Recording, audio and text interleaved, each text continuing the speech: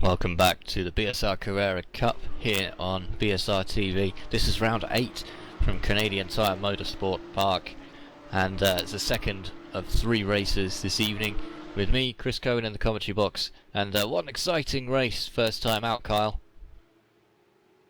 Yeah, indeed, it was a very high-action-packed race with a very dominant performance by Diego Comuni, who just walked away from the field, led all 10 laps, and won race 1 with ease. And also we have Nick McCarron in the pit lane. Nick, 11 drivers in that last race, finishing with 0 incidents. Just shows how good the standard of driving is in this series. Especially at this track, there's like the turn 2 is just a killer corner, and then there's that section at the bottom of the hill with the 2 right-handers. I struggle with it myself, to be honest, so that's really impressive. And perhaps the big news here this evening is that Jan Paul Niehaus for iRacing Denmark, who dominated the first meet, well, I say the first, it's the second, but the first one we actually ran without iRacing problems, was at Silverstone, and he absolutely dominated that. He came out on top of the championship, but he will not be on top of the championship by the end of tonight, thanks to an early incident, and that put him down in 34th position. So it's going to be a few minutes before we manage to go down onto the grid here. Don't forget, this series carries $100 of iRacing credit for the winning team, and teams in the Carrera Cup can be made up of as many drivers, up to 10 drivers, but only 5 drivers on track for any particular race. So it's really a team game, and at the moment the 2 teams that are standing out as being contenders for the championship are iRacing Denmark and Team GT Italia, and Comuni is going to have his work cut out, Kyle, because he's going to be starting 10th, even though he won the last race thanks to the reverse grid system. Yeah, it'll be interesting to see how he works in traffic. He started up front in that first race and didn't really have to deal with much traffic. He pretty much had a clean slate in front of him and just had to work off of that and work on his own. Now he's got some people in front of him. He'll have to, read that traffic and figure out what's the best way for him to get through the field to try to repeat that performance that he did in race 1. And we were saying for a moment during that race that GT Italia had 4 drivers in the top 10. It didn't finish that way. Comuni won it. Palumbo and Nespolino came in 5th and 6th. Excellent results from them. But Angelo De Mella there came in 14th place, so just outside the top 10. But importantly, those 4 drivers scoring pretty heavily, although a 3rd and 4th for iRacing Denmark in the form of Egil Sandfeld and Anders Dahl puts them in good contention as well. The highest Epicurean Banana could manage was an 8th place for Ian Smythe in the last race, but that's going to put him 2nd on the grid. And we didn't see a lot of overtaking, Kyle, amongst the top 10 drivers in the last race. No, not really. I mean, we saw that group just inside the top 5 there. They were really, really close and made a couple attempts, but they couldn't really make the move to get around them. Interesting to see why, in a way. But it could just be the competition. These guys are so fast and so close to each other that they're right there. They're on that edge, but they just can't step over that edge a little bit and try to make a pass around them. But it put up for some really, really good racing. But sure, it's got to be a little frustrating behind the wheel when you're right there. You can see it, you can taste it, but you can't quite feel it.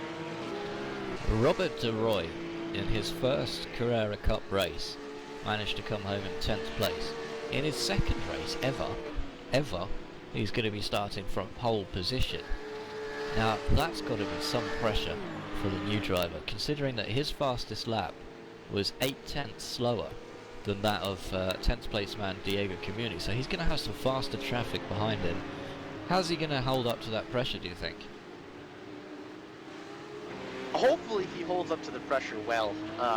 You know, with such little experience, I'm sure he's knowing the fact that he's going to be on pole is already a bit of a tense moment for him. But you know, thankfully for him, he's got the distance on his side. If he can stay at least within a consistent amount of speed, he should be able to bring home a decent finish if he's not able to hang on to the top spot. You know, I think the most tense moments for him are going to be in the beginning of the race, since it's just starting out. All eyes are on him, and what mistakes, since he's out in front, could cause a severe problem throughout the rest of the field. So I think as long as he can keep his composure and run a smooth race, he can come out of this with a really good finish and maybe better that first race. Well, we saw as well that we had a remarkably clean start in round 7. Going into round 8 with the reverse grid top 10 could all be different. Let's hope it's not, because we like to see everybody get around at least the first few corners without any kind of incidents. But you're talking about the man to watch being Robert De Roy up at the front, and he's in the number 79, but Comuni, could he come through the field? Could he win this race coming from 10th place? There is not a doubt in my mind that he could definitely win the race if he really gets up there and can do it. Right now in warm-up, he's shown as 7th place right now, just under half a second off of his teammate's fastest lap. But, you know, we saw what he ran in the race and how well he ran in the race. You know, it's still going to be that unpredictable to see what he's going to do in race traffic. But if he repeats the pace he was at in race 1, there's not a doubt in my mind that he could come through the field and win again. So we're just about ready to go down to the grid here. As usual, Nick McCarroll is going to be keeping an eye on the latter part of the grid for us as we get underway in just a moment from Canadian Tire Motorsport Park. Pole position goes to Robert De Roy, and let's have a quick look at this grid right now. Dean Prescott will be starting in 2nd position, Ian Smythe 3rd, Katz 4th, Nespolino, Palumbo 5th and 6th, Dahl, Sandfeld 7th and 8th, and Tusting and Comuni will pick up row 5 on the grid. So watch Comuni off the line. Be interesting to see if he lets if his teammates let him through, or whether they have their own races to worry about, Kyle. Yeah, absolutely. And another thing that I'm going to be really interested to see is that 7th through 10th right there. We saw how close Ben Tusting, Eagle Sandfeld, and Anders Dahl were in that last race. Now with the orders a little bit reversed, it should be interesting to see how they do. Jan-Paul Niehaus with a lot of work to do, coming through the field from 34th position. We have some lights, so we're ready to go racing in just a moment here from Canadian Tire Motorsport Park. Round 8 of the BSR Carrera Cup is green. Let's see how De Roy gets off the line here. Looks to get bogged down at the start. He's going to get mugged at the start of this race from the other two guys just around him. Smythe looking to go around the outside. Comuni is holding back at the moment. We've got a car on the grass as well, just on the, well, one of those cars. Unfortunately, it's white on my screen. I can't see which one it is. But in fact, De Roy holds on to it after that first corner. And how about the rest of the field, Nick? Yeah, we had, I didn't see who it was, the black car jumped the lights and then stopped, and then he didn't get going in time, and we've got a little bit of a problem down at turn 3 as well. We've got 2 cars stopped, another 2 have just hit it. I'll try and watch replay and have a look and see and tell you who they were. Meanwhile, up at the front, De Roy holds it on from Prescott and Smythe. Dahl and Sandfeld have jumped the GT Italias. They're in 4th and 5th place. Nespolino has just been overtaken by Ben Tusting, in fact. Let's have a look at that battle now to Ben Tusting in 6th place. And the 2 GT Italias basically side by side there. Diego Comuni is just behind with Nespolino, and a 3 in fact, and Palumbo as well. And Tusting goes down the inside of Anders Dahl. Is that, well, no, it's Sandfeld. He's taken Sandfeld, so Tusting up to 5th place already from 9th on the grid. And we said the guy to watch was going to be Kamuni, but it looks like it's Tustin for now, Kyle. Yeah, absolutely. He's already worked his way halfway through the field now, and he's got some clean air in front of him here. He's got a little bit of a gap to Anders Dahl, and then he's about 2 seconds behind Ian Smythe there in third place. So I think he's gotten rid of the heavy traffic to start out with right now. He's got to reel those guys up in front of him, but he's got a bit of breathing room right now as long as he can keep the drivers behind him. Well, Andreas Katz not having the best race. Oh, and Katz has been turned over. Katz rolls from 24th. Well, he was in 19th. He's now down to 24th, and he dropped a load of places at the start there. I'm wondering if we might be able to get a quick replay of that from Katz. It looked like he turned in. There was a car there, unwilling to slow down, and that might have put paid to Andreas Katz's second race, unfortunately. Yeah, that was a nasty crash there. It looked like he made some contact there with the 13 of Bradley Selms, and that just sent his car upside down, flipped it a couple times before coming to rest up against that tire barrier. So that's a tough break to have to deal with that in his second race. He'll have to come back and try to make up for it here in race number 3. Well, Jan-Paul Niehaus now is in 20th place, so starting 34th up to 20th on the grid already, doing a fantastic job for iRacing Denmark. He continues to look very racy. He's over a second faster than the rest of the cars around him at the moment, as that's Martin van Lozenord just up in front, trying to line up a pass around the outside of this very tricky turn. Can't get it done for Niehaus at the moment, but I've got no doubt that he'll be making his way further up through the field. De Roy holds on to the lead, however, and Kamuni up to 7th, so let's go back to the lead for now. De Roy, yeah, Robert De Roy, he's still hanging on out in front there. Got about a 0.3 of a second lead, but he's still doing it. He's still charging away out in front, going to be coming around to complete lap number 3 this time by. So he's 30% of the way there, Chris. He's doing good so far, and as long as he keeps that thing going the right direction. Oh, he's got a bit of a challenge there from Dean Prescott. He tried getting underneath him, but Robert slammed the door on him, lost a little bit of time and a little bit of space on him. But if he can keep that car going in the right direction, I don't see any doubt that he's going to finish inside the top 5. well, you never know, he might even run away with a win here. It's still very early in this race, but Nick, what happened at the start there? We saw a bit of action of the negative kind.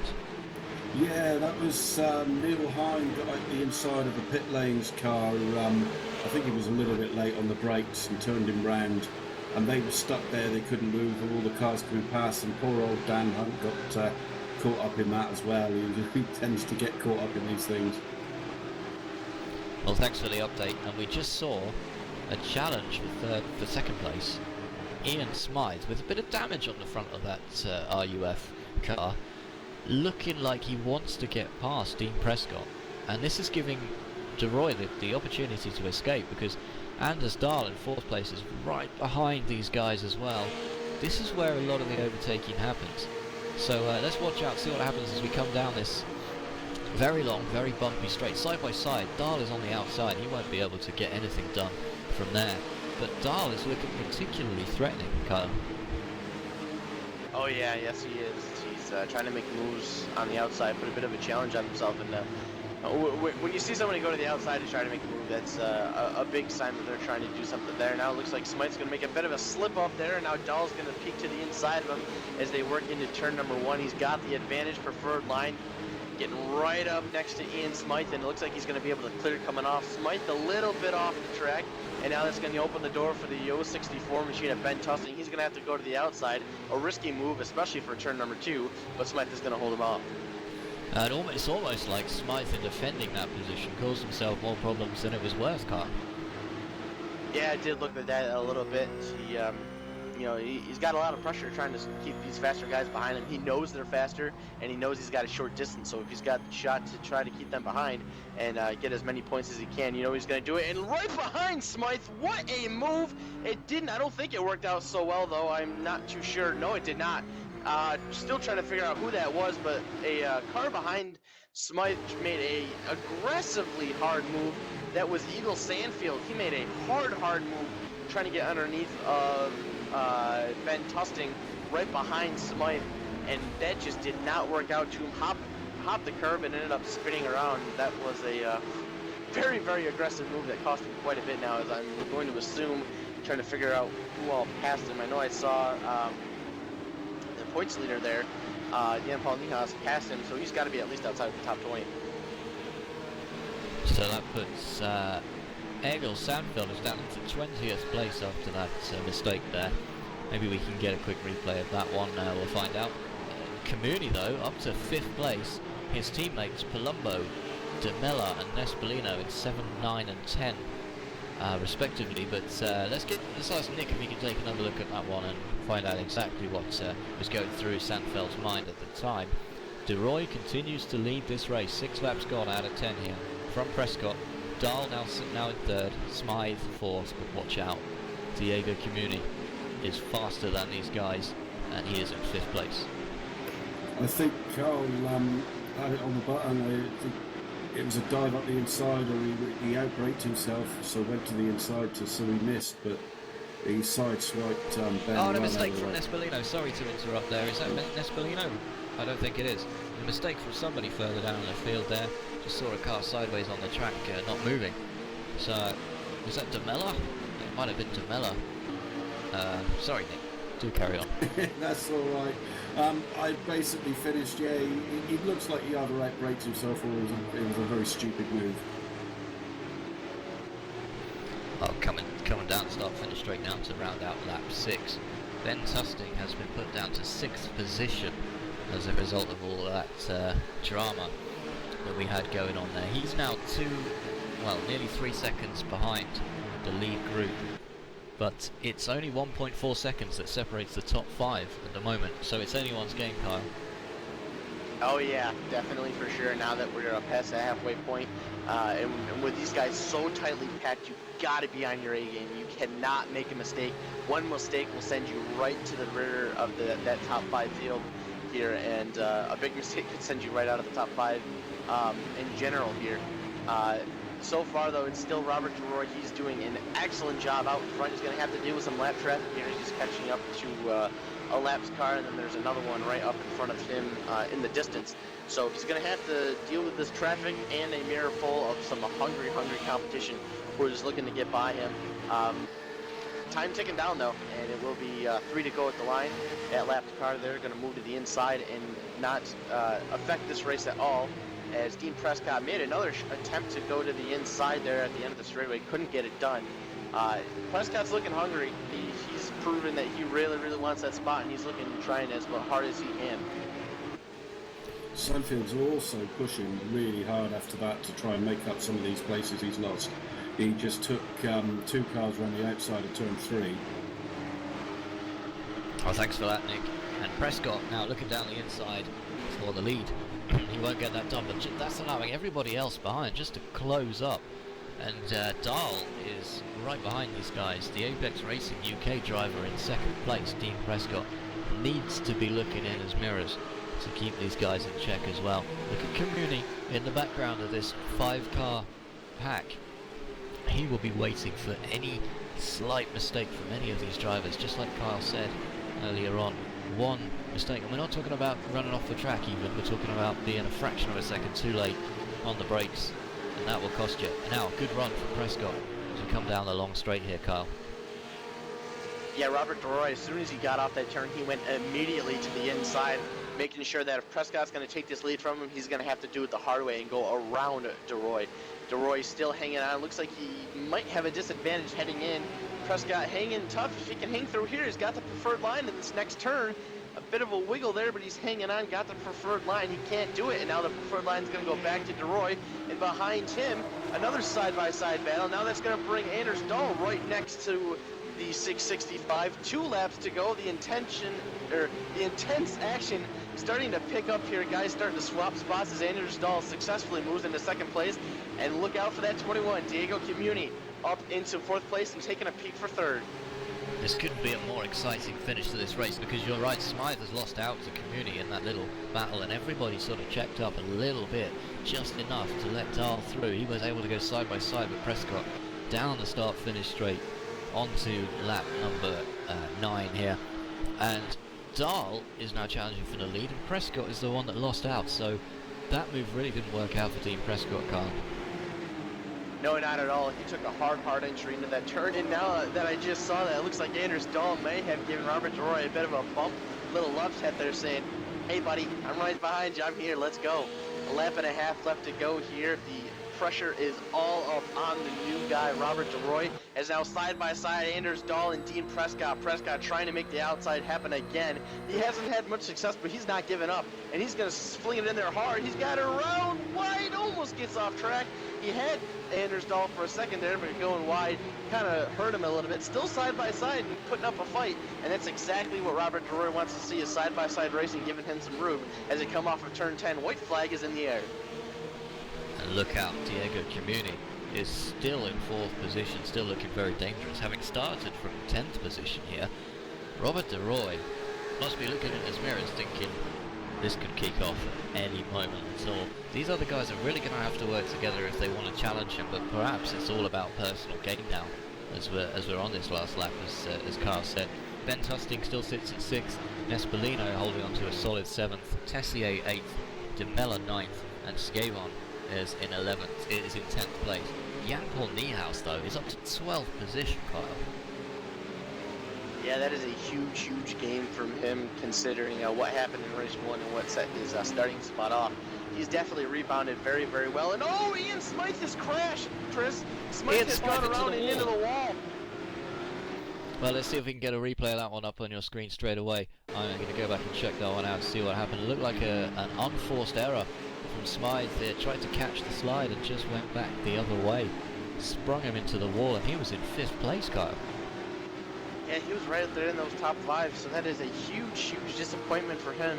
An unfortunate event, but a very non-unfortunate event for the new guy. Robert DeRoy going to hang on off of turn number 10. He will take the checkered flag and win race number 2 here from Canadian Tire Motorsports Park. What a run from that new rookie here in the series. The 79 machine picks up the win. To sort out the rest of the top 5, it's the 03 of Anders Dahl, Dean Prescott, Diego Comuni, and off of Ian Smythe's problem, Ben Tusting is going to get a top 5 finish.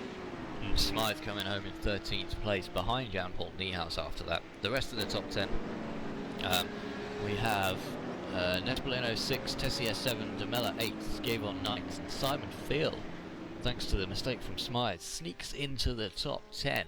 Great result for Simon there. And that was an absolutely epic end to the race there. What about the rest of the field, Nick? Yeah, not as exciting as the front for a change. Sanfield got turned around at about lap 8. He managed to make up a couple of places and then ended up back in 21st, was it? But rest of the field, pretty much a bit of a procession, to be fair. So after 2 races, once again, it is iRacing Denmark and GT Italia who are right out there on top. Community 4th, Nespolino 6th, DeMella 8th, and a mistake from Palumbo put him down in 37th, so not a great result for him, but the other 3 finished very well. For iRacing Denmark, we had Dahl finishing in 2nd place, Jan-Paul Niehaus finishing in 12th, and not so good a finish for Sandfeld, as we saw. In with a shout, but messed up a little bit and ended up in 21st. Another reverse grid is going to see Simon Field in pole position, and Robert DeRoy is going to be down in 10th. But could it get more exciting than that, Kyle? I don't know, Chris. That was one hell of a race and one hell of a finish. I don't know if it's possible to top that. Maybe some side-by-side beating and banging for the win coming through the last few turns. But an overall incredible performance by Robert DeRoy. He was able to get a bit of a gap there.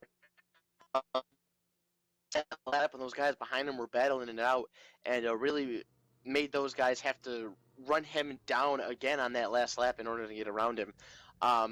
another great run for Diego Community. Gets a win in the first race and fights all the way up to 4th place. In the second, after starting in 10th, I did notice, though, as you had mentioned, Hermano Palumbo with some sort of issue. That'll hurt the team points just a little bit for GT Italia, but not a bad week so far for these guys in that team. As Diego Community, for sure, the head of the team for this week so far, racking up a first and a 4th to kick off the night. Still one more race to come here. Round 9 is about to come on your screen from Canadian Tire Motorsport Park. That will be at 10:10 UK time. Same place, BSR TV. You need to tune to the next video, either via the YouTube page or wherever it is you happen to be watching. But don't go anywhere, because the racing's going to be equally as exciting as this last race. And from me, Chris Cohen, from Carl Young, from Nick McCarran, we hope you can join us in about 15 minutes time.